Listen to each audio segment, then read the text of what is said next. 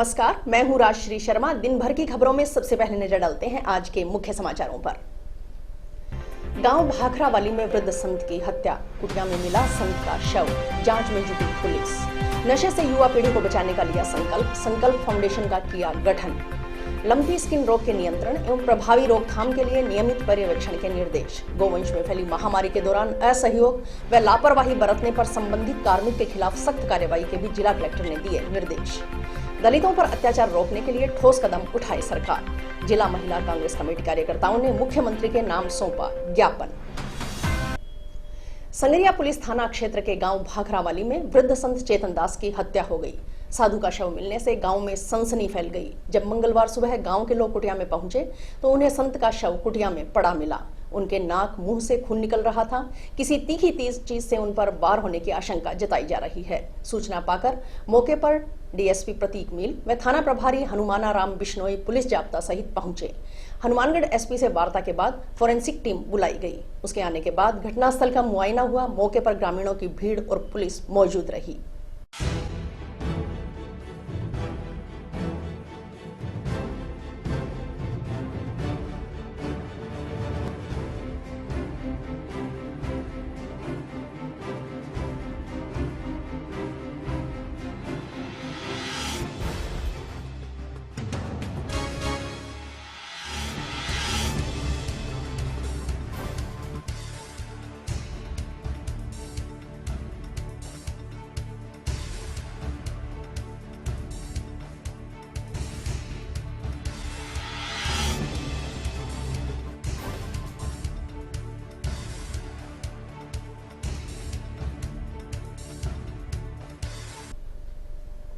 Junction में समाज के प्रबुद्ध नागरिकों की बैठक बनवारी लाल पारीक की अध्यक्षता में आयोजित हुई। इसमें बढ़ते हुए नशे के अपराधों पर अंकुश लगाने और नशे से युवा पीढ़ी को बचाने के लिए सभी ने चिंता जाहिर की। सभी ने एक राय होकर युवा पीढ़ी को बचाने हेतु जागरूकता अभियान चलाने एवं विभिन्न कार्यक्रमों के माध्यम से युवा पीढ़ी को नशे से दूर रखने का संकल्प लिया। इसके अंतर्गत सभी ने मिलकर के संकल्प फाउंडेशन का गठन कर इसके माध्यम से यूनिवर्सिटी महाविद्यालयों एवं विद्यालयों में नशे के विरुद्ध जागरूकता अभियान चलाने एवं अन्य कार्यक्रमों के माध्यम से युवा पीढ़ी को नशे के विरुद्ध जागरूक करने का निर्णय लिया।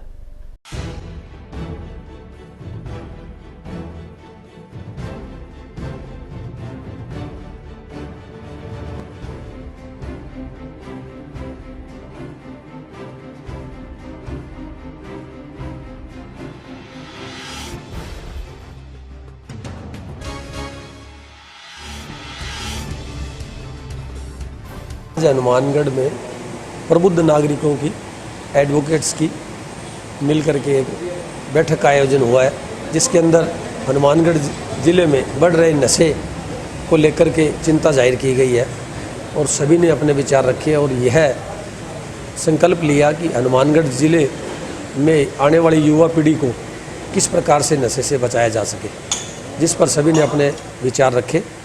और यह एक बहुत ही ज्वलंत मुद्दा है। 18 साल से नीचे के बच्चे भी नशे की चपेट में आ रहे हैं। तो सभी का यह विचार रहा है कि इसके लिए जागरूकता अभियान स्कूल कॉलेजों में जाकर के बच्चों को इसके बारे में बताना, पुलिस द्वारा की जाए कार्रवाई में सहयोग करना, ताकि इस पर कंट्रोल किया जा सके। तो इस विषय को लेकर के आज एक संकल्प फाउंडेशन के नाम से सभी ने मिलकर के एक कमेटी का, एक एनजीओ का गठन किया है, जिस बैनर के नीचे आने वाले समय में शीघ्र जो है कार्यक्रम बनाकर घोषित करेंगे और पूरे ज़िले में इस अभियान को चलाया जाएगा और बच्चों को बताया जाएगा कि नशे से किस प्रकार से दूर रहना है। और इस तरीके की अगर किसी भी गली मोहल्लों में कहीं भी अगर कोई हरकत होती है तो उसकी तुरंत सूचना दें और पुलिस और प्रशासन के साथ मिल कर के यह कार्यक्रम चलाया जाएगा ताकि युवा पीढ़ी को बचाया जा सके। पशुओं में फैले लंपी स्किन डिजीज के नियंत्रण एवं प्रभावी रोकथाम के लिए जिला कलेक्टर नथमल डिडेल ने अधिकारियों को नियमित पर्यवेक्षण एवं दिशा निर्देशों की पालना करने के निर्देश दिए हैं।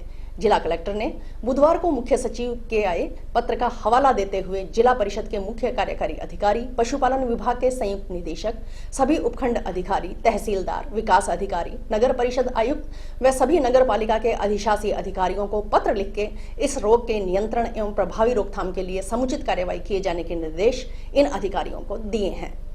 अब तक जो है जिले के अंदर स्थिति ठीक हो चुकी है लंपी स्किन डिजीज से, और अब तक आंकड़ों की अगर बात करें तो आज की डेट के अंदर जो है 143 जो है डेथ रिकॉर्डेड की गई है और अब तक जो है 2028 पशुओं की जो है इस बीमारी से मृत्यु हो चुकी है। और व्यवस्था के बारे में अगर बात करें तो पद हमारे पास सारे जो है भरे हुए हैं पशु चिकित्सकों के या पशु कंपाउंडर्स के। इसके अलावा हमने जो है जो प्राइवेट जो पशुधन सहायक ट्रेनिंग स्कूल है उनसे हमने 100 जो है सेकेंडरी के जो स्टूडेंट है वो ले रखे हैं, वो हमारी हेल्प कर रहे हैं। और 6 व्हीकल जो है हमने ब्लॉक एरिया में दे रखे हैं जो लगातार मॉनिटरिंग कर रहे हैं और जहाँ प्रभावित इलाका ज़्यादा है वहाँ शिविर लगा रहे हैं और साफ़ सफाई वगैरह का प्रचार प्रसार भी कर रहे हैं। पैम्पलेट्स भी वितरण किए हमने गांव-गांव के अंदर पंचायतों में। तो स्थिति अब तक जो है नॉर्मल है। आवारा पशुओं को लेकर क्या आवारा पशुओं के जो भी कोई व्यक्ति इनको देखता है तो हमारे कंट्रोल रूम बने हुए हैं जिला कार्यालय पर, ब्लॉक लेवल पर कंट्रोल रूम बने हुए हैं, तो तुरंत वो वहाँ फ़ोन करते हैं और वहाँ से हमारी चिकित्सकों की टीम या डॉक्टर आके उसको चेक करते हैं, उपचार करते हैं। मेडिसिन वगैरह पर्याप्त? मेडिसिन हमारे पास पर्याप्त है और विधायक कोटे से हमें 36 लाख रुपए और मिल गए हैं, तो उसका भी हम मेडिसिन क्रय करके और शीघ्र ही हम फील्ड के अंदर दे देंगे। और अब तक हमने जो है 4 लाख की मेडिसिन क्रय करके फील्ड में दे दी है जो लग भी चुकी है और 10 लाख की मेडिसिन जो है हमारे पास शनिवार तक यानी 20 तारीख तक आ जाएगी, वो भी हम तुरंत फील्ड में दे देंगे। और हमारे पास दवाइयों की कोई कमी नहीं है, दवाइयाँ हमारे पास पर्याप्त है, मैन पावर पर्याप्त है, व्हीकल्स की हमारे पास कोई कमी नहीं है, सब कुछ ठीक चल रहा है। राजस्थान में दलितों पर हो रहे अत्याचारों को रोकने के लिए ठोस कदम उठाने व जालोर जिले में हुई घटना के दोषी शिक्षक के खिलाफ कठोर कार्रवाई करने की मांग को लेकर जिला महिला कांग्रेस कमेटी के कार्यकर्ताओं ने मुख्यमंत्री के नाम जिला कलेक्टर को ज्ञापन सौंपा। बंद करो, बंद करो, बंद करो, छुआछूत बंद करो, बंद करो, बंद करो। हम सब एक हैं, हम सब एक हैं। आवाज दो हम एक हैं, आवाज एक हैं, आवाज दो हम एक हैं, एक हैं हम एक हैं, आवाज दो हम एक हैं, एक हैं हम एक हैं।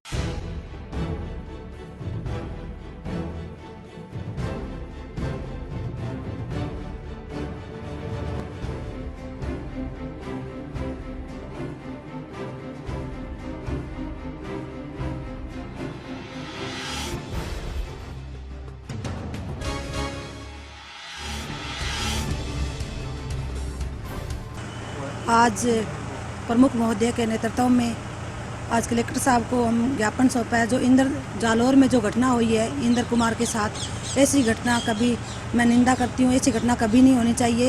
ये बच्चे को न्याय दिलाने के लिए हम कलेक्टर साहब को ज्ञापन सौंपा है। कलेक्टर साहब ने आश्वासन दिया है कि जल्द से जल्द इसको न्याय मिले और उस घर में एक नौकरी देनी चाहिए और उसमें जो कोई सुविधा उपलब्ध होनी चाहिए, कुछ न कुछ उसको न्याय मिलना चाहिए। बच्चा तो चला गया और ऐसी घटना मैं सभी से आग्रह करती हूँ, सभी से, मुख्यमंत्री से मैं आग्रह करती हूँ कि ये छुआछूत बंद करो। आज हमने कलेक्टर साहब को ज्ञापन दिया है जालोर की घटना के लिए। इंद्र कुमार को न्याय मिलना चाहिए और जल्द से जल्द उन पर कार्रवाई की जाए। वह बहुत ही निंदनीय है, उस पर कठोर कार्रवाई की जाए। और हमने मुख्यमंत्री जी के नाम और राज्यपाल के नाम ज्ञापन दिया है और उनको सुख सुविधाएं मिलनी चाहिए, न्याय मिलना चाहिए, मुआवजा मिलना चाहिए। जो इंद्र कुमार बच्चे के साथ जो घटना हुई है, मैं सोचती हूँ कि ऐसी घटना किसी बच्चे के साथ ना हो। हमने कलेक्टर साहब को ज्ञापन दिया है, कलेक्टर साहब ने आश्वासन दिया है कि इस पर ज़रूर हम गौर करेंगे। मुख्यमंत्री को भी ज्ञापन दिया है, राज्यपाल को भी ज्ञापन दिया है। इंद्र कुमार तो चला गया, लेकिन इसके परिवार में जो सुख सुविधाएं नहीं है वो उनको दी जाए, मुआवजा दिया जाए और नौकरी भी मिलनी चाहिए। हत्या के प्रयास मामले में एडीजे प्रथम हनुमानगढ़ बलविंदर सिंह ने एक जने को दोषी करार दिया। दोषी युवक को 5 साल कठोर कारावास तथा 10,000 रुपए जुर्माने की सजा सुनाई। जुर्माना अदा नहीं करने पर दोषी को 2 माह का अतिरिक्त कारावास भुगतना होगा। राज्य की ओर से एपीपी रिचपाल सिंह ने पैरवी की।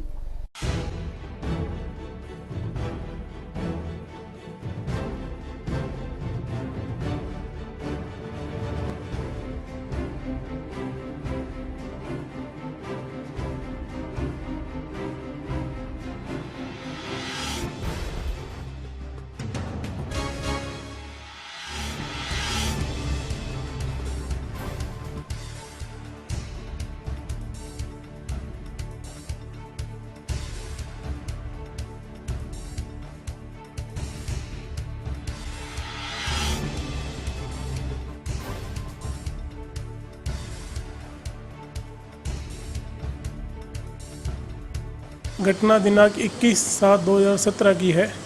परिवादी मोहनलाल ने जेरे इलाज सरकारी हॉस्पिटल टाउन में अपने पर्चा बयान में बताया कि उसकी चूना फाटक पर मोटरसाइकिल रिपेयरिंग की दुकान है जो जुनेजा होटल के बिल्कुल पास में है। उसने बताया कि वो अपनी दुकान पे मोटरसाइकिल रिपेयरिंग का काम कर रहा था तो सोनेलाल पुत्र राम सिंह निवासी गंगानगर उसकी दुकान पर आया और उसको आवाज़ लगाई। जैसे ही वो उसके पास आया तो उसने चाकू से उसकी गर्दन पे वार किया जिसके उसके गंभीर चोट आई, जिस पर पुलिस ने FIR नंबर 371/2017 दर्ज कर मुलजिम के खिलाफ धारा 307 का अपराध प्रमाणित मानकर न्यायालय में चालान पेश किया। प्रोसिक्यूशन की ओर से कुल 15 गवाह पेश किए गए, जिनके आधार पे माननीय न्यायालय ADJ 1 सरदार बलविंदर सिंह जी की कोर्ट ने मुलजिम को धारा 307 में दोषी करार देते हुए 5 साल के कठोर कारावास की सज़ा सुनाई है और 10,000 रुपये अर्थदंड का जुर्माना किया है। अर्थदंड जमा ना करने पर 2 मास के साधारण कारावास की सज़ा अलग से भुगतनी होगी। और अभी वक्त है एक ब्रेक का।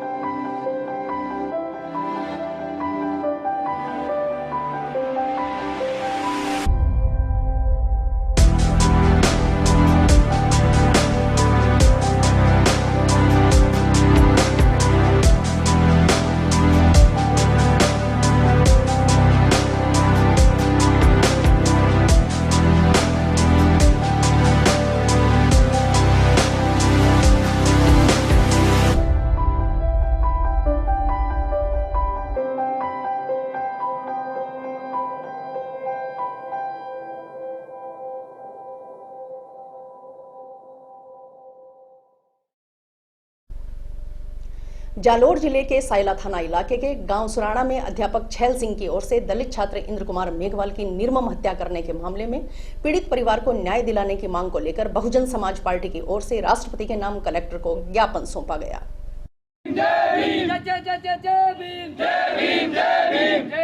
राजस्थान सरकार मुर्दाबाद, राजस्थान सरकार मुर्दाबाद, विनोद सरकार मुर्दाबाद, विनोद सरकार मुर्दाबाद, मोदी सरकार मुर्दाबाद, मोदी तेरी कब्र खुदेगी, आज नहीं तो कल खुदेगी, मोदी तेरी कब्र खुदेगी, आज नहीं तो कल खुदेगी, जो गलत तेरी कब्र खुदेगी, आज नहीं तो कल खुदेगी, मोदी तेरी कब्र खुदेगी, आज नहीं तो कल खुदेगी, राजस्थान सरकार मुर्दाबाद, मोदी सरकार मुर्दाबाद, जय जय जय जय जय भीम, जय भीम, जय भीम, जय जय जय जय जय भीम, जय भीम, जय। एक महीने से हमारी केंद्र की सरकार और राज्य सरकार आज़ादी की 75वीं वर्षगांठ मनाने के लिए अमृत महोत्सव नाम से एक अभियान चला रखा है और केंद्र और राज्य सरकार दोनों ही कह रही है कि हमारा जो भारतीय देश है इसकी जनता जो पूर्ण रूप से आज़ाद हो चुकी है।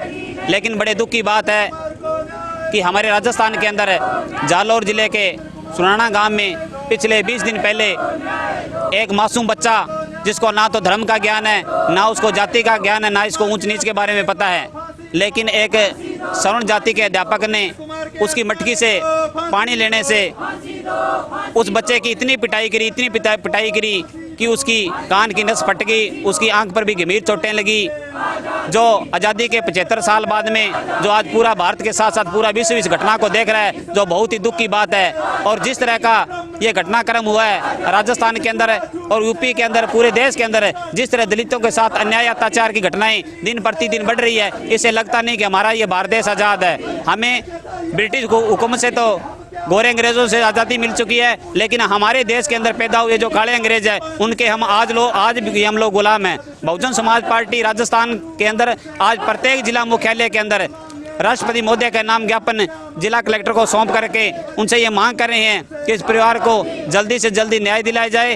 अभी जो कन्हैया कुमार की जो हत्या हुई थी उसके अंदर तुरंत कार्रवाई करते हुए मुख्यमंत्री अशोक गहलोत भी वहाँ पहुँच गए, उनको 50 लाख रुपए मुआवजा भी उनको दे दिया गया और परिवार के 2 सदस्यों को नौकरी दी गई। लेकिन राजस्थान के अंदर जब किसी दलित की हत्या होती है तो हमारे मुख्यमंत्री सोए होते हैं, वो मात्र 5 लाख की घोषणा करते हैं, लेकिन वो इस परिवार को मिलती नहीं है, क्योंकि जितेंद्र मेघवाल को आज भी कोई भी सहायता नहीं मिली है। तो बहुजन समाज पार्टी पूरे विरोध के साथ आज इधर ज्ञापन प्रदर्शित कर रही है। अगर हमारी मांगों को नहीं माना गया तो बहुजन समाज पार्टी पूरे जोश और सोच के साथ फिर दोबारा ये बहुत भयंकर प्रदर्शन करके इस सरकार को और प्रशासन को जगाने का काम करेगी। हत्या तो हत्या हुई, लेकिन पुलिस प्रशासन वहाँ का जो था उसने क्या किया कि जो भी उसके माता पिता थे, उनका परिजन थे, उनके घर पर पहुंचकर पुलिस प्रशासन ने उनको मारा पीटा है और उसका जो दाह संस्कार है वो बड़े ही मतलब क्रूरता के साथ और बड़े ही जोर जबरदस्ती के साथ उसका दाह संस्कार करवाया गया।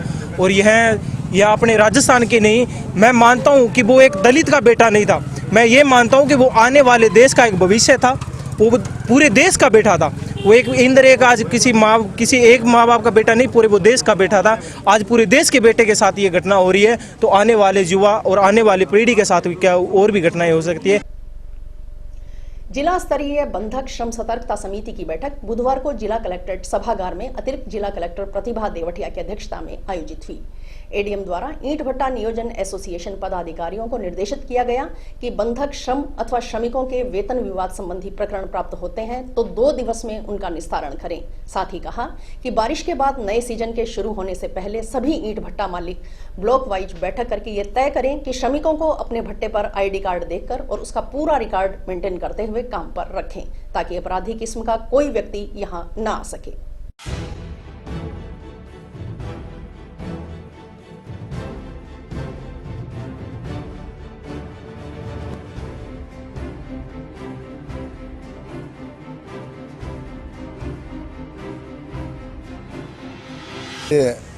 कलेक्टर साहब के निर्देशों पे जो त्रिमासीय बैठक होती है हमारी, जिसमें बाल श्रम और भिक्षावृत्ति रोकथाम को लेकर हमने क्या किया और आगे क्या प्लान है, उसको लेकर आज बैठक की हुई, जो हमारे एडीएम प्रतिभा देवटिया जी के अध्यक्षता में आज काफ़ी लंबी बैठक चली। उसमें भट्टा संचालकों को बुलाया हुआ था और समाज सेवी लोगों को बुलाया था कि हमारे ज़िले को बाल श्रम और भिक्षावृत्ति रोकथाम के लिए हमें क्या करना चाहिए। हम बहुत अच्छा काम कर रहे हैं, पूरा प्रशासन, पुलिस और हमारी बाल कल्याण समिति अनेकों बच्चों को स्टेबल किया। तो उन्होंने एक संख्या भी पूछी कि आपने 3 महीनों में कितने कर दिए, तो मैंने कहा मैं गिनता नहीं हूँ, मुझे ये लग रहा है कि सैकड़ों की तादाद में। एक तो सबसे बड़ा उदाहरण सुरेशिया में है, जो भिक्षावृत्ति कर रहे थे बच्चे या बाल श्रम में लिप्त थे या नशे में लिप्त थे, तो एक कलेक्टर महोदय के सहयोग से एक बहुत अच्छी संस्कारित पाठशाला खोली है जो मन की उड़ान फाउंडेशन संचालित कर रहा है। उसमें प्रमुख सहयोग हमारी बाल कल्याण समिति और कलेक्टर साहब का है। ऐसा ही हमें एक अभी सूचना मिली, हमारे सदस्य ने बताया कि हनुमानगढ़ टाउन में भी एक रेलवे स्टेशन के पास एक स्लम एरिया, वहाँ भी बच्चे नशे में लिप्त हैं और भिक्षावृत्ति करते हैं। तो उसके लिए 7 रोज़ पहले मैं उसमें जाके हूँ, पूरी बहुत बड़ा स्लम एरिया है, उन लोगों को समझाइश की है, वो धीरे धीरे बच्चों को पढ़ाने के लिए तैयार हो रहे हैं। ये पहले सुरेशिया में भी प्रॉब्लम आ रही थी, लेकिन आज सुरेशिया में उन बच्चों के अभिभावक और बच्चे इतने खुश हैं, तो हम चाह रहे हैं कि ये अगर ऐसे नवाचार होंगे ज़िले में तो बाल श्रम और भिक्षावृत्ति पे तो निश्चित अंकुश लगेगा, लेकिन बच्चे भी मुख्य धारा से जुड़ के एक देश के नवनिर्माण में अपनी भागीदारी सुनिश्चित करेंगे। और यही गोगामेडी मेले में भी अब ये रिपीट कर रहे हैं कि भिक्षावृत्ति को लेके मेले के आगाज़ के डे ही हमने किया था, जो उसका बहुत अच्छा रिजल्ट निकला है। पूरा प्रशासन भी इस बात के लिए साधुवाद दे रहा था बाल कल्याण समिति को, और एक बार पुनः इसको दोबारा करके रिपीट करके और वहाँ पे पूर्ण भिक्षावृत्ति पर अंकुश लगाएंगे और बच्चों को मुख्य धारा से जोड़ने का प्रयास रहेगा। यही आगे का प्रयास है कि आने वाले समय में जब भट्टे संचालन होंगे, हर भट्टे का 3-3, 4-4 भट्टों का ग्रुप बना के वहाँ पे जो बच्चे बाल श्रम में लिप्त हैं उनको मुख्य धारा से जोड़, शिक्षा का वहीं शिक्षा का मंदिर खुलवा के और मुख्य धारा से जोड़ा। और इसी के साथ समाचार समाप्त हुए। रोजाना देखते रहिए समाचार। नमस्कार।